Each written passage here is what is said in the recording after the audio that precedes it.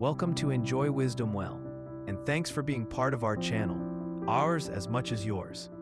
Today we're diving into Boundaries by Dr. Henry Cloud and Dr. John Townsend, a life-changing guide that helps you understand where your responsibilities begin and where they end.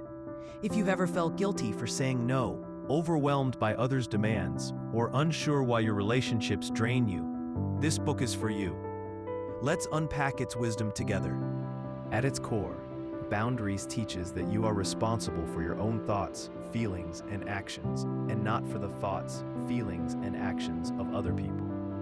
Just like fences mark physical property lines, personal boundaries mark where you end and someone else begins.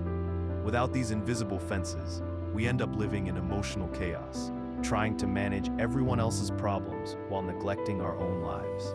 Healthy boundaries bring peace, clarity, and strength. One of the book's most practical truths is that saying no is an act of love, not rejection. Most people grow up believing that love means self-sacrifice at all costs.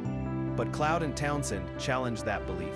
They explain that constantly saying yes to please others often leads to resentment, burnout, and broken relationships. Boundaries aren't about selfishness. They're about honesty. When you say no to what's wrong for you, you're saying yes to what's right for you and for others. The authors trace boundary problems back to childhood. Many of us were taught to suppress our needs or emotions to keep peace in our families. Maybe you learned that good children don't talk back, or that your feelings don't matter. These early messages can carry into adulthood, where you feel guilty or fearful for setting limits. Cloud and Townsend emphasize that it's never too late to heal these wounds. Recognizing your emotional rights, the right to your own opinions, feelings, and space is the first step to reclaiming your freedom. The book describes 4 major patterns of poor boundaries. Compliance can't say no. They're afraid of rejection. Controllers ignore other people's boundaries. They manipulate or dominate. Avoidance withdraw and refuse to ask for help, even when they need it. And non-responsives are detached from others' needs, acting indifferent or self-absorbed. You might recognize yourself in one or more of these types, and that's okay. Awareness is the doorway to change. Cloud and Townsend walk readers through boundary setting in every part of life. With family, boundaries mean loving your parents, siblings, or spouse without letting them make your decisions. You can honor your family without being ruled by them. With friends, boundaries protect you from one-sided relationships where you give and give but rarely receive. In romantic relationships, boundaries create safety, trust, and respect. They help love grow rather than smother it. In the workplace, boundaries define your professional identity. They help you say, I can help, but this is not my responsibility.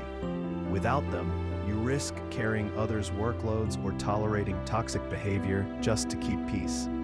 Healthy boundaries don't just prevent burnout, they build credibility and self-respect. The authors also explore spiritual boundaries. Many people misunderstand faith as total self-denial, but Cloud and Townsend remind us that God himself respects free will. He doesn't force obedience, he invites it. In the same way, mature spirituality means learning to choose wisely and take ownership of our actions. Setting boundaries honors both God's design and our own dignity as human beings. One of the most powerful lessons in the book is that limits don't restrict your life, they expand it. When you clearly define what's yours to manage, you gain energy and focus for what truly matters. Instead of reacting to everyone else's crises, you start living with purpose.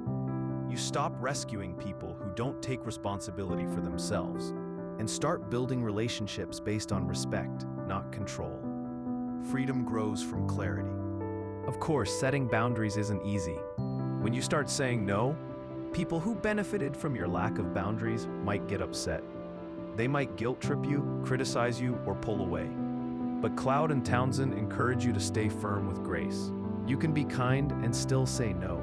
You can be compassionate and still protect your peace. Remember, boundaries don't drive love away, they purify it. Over time, the people who truly care about you will respect your limits, and your relationships will become more genuine. The authors end with hope. Boundaries can be learned. You can start small. Say no to one small request today, or be honest about how you really feel. Every healthy boundary you set builds strength inside you. Eventually, you'll realize that boundaries aren't about control. They're about freedom, truth, and love that lasts. If you found this summary helpful, please subscribe and let me know in the comments. What's one boundary you know you need to set but haven't yet? If you want to dig deeper, pick up the full book. And if you're ready to grow in another area, watch our next video from your channel. Enjoy Wisdom Well. See you there.